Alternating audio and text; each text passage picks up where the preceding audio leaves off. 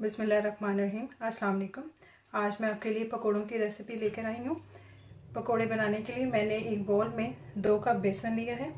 अब मैं इसमें 1 टीस्पून सॉल्ट है वो ऐड कर रही हूँ, 1 टीस्पून ज़ीरा, 1 टेबलस्पून रेड चिली, 1 टेबलस्पून साबुत धनिया, 2 हरी मिर्चें बारीक कट की हुई वो ऐड करेंगे। इनको अच्छे से मिक्स कर लेंगे।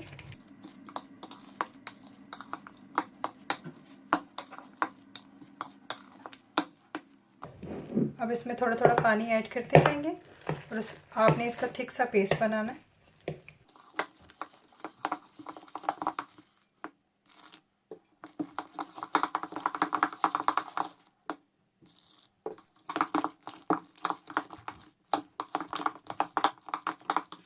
पेस्ट बिल्कुल रेडी है। अब मैं इसमें वेजिटेबल्स को ऐड करूँगी। मैं यहाँ पे 3 जो है हरे प्याज हैं उनको मैंने कट किया था वो ऐड करूँगी। 1 आलू है वो कट करके वो ऐड कर रही हूँ। 1 बैंगन है इसको भी मैंने वॉश करके कट कर लिया था। इसकी आपके ऊपर डिपेंड करता है, आप चाहे तो ऐड कर सकते हैं, अगर आपको पसंद नहीं है तो स्किप कर सकते हैं। पालक ऐड करूँगी। इन सारी वेजिटेबल्स को मैंने वॉश करके तो कट कर लिया था। प्याज ऐड करेंगे। अब सबको अच्छे से मिक्स कर लेंगे।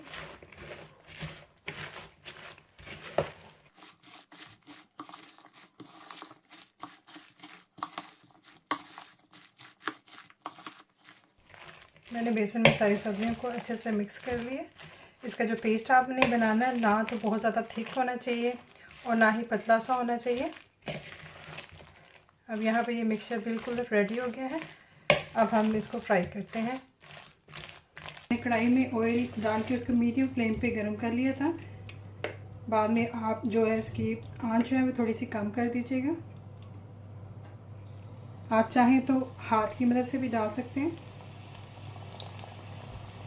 और पकोड़े आप पे डिपेंड करता है, आप बड़े बनाना चाह रहे हैं या छोटे बनाना चाह रहे हैं।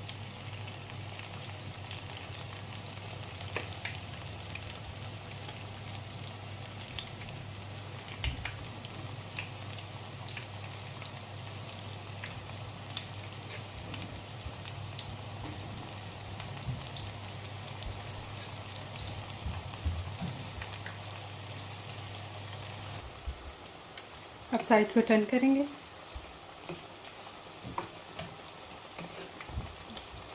फ्लेम को आपने मीडियम ही रखना है।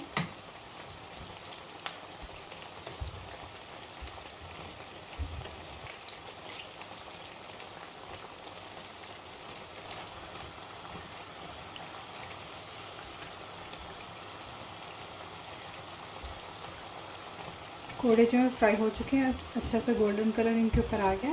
अब इनको निकाल लेंगे और इसी तरीके से मैं बाकी पकोड़े वो भी फ्राई कर लूँगी।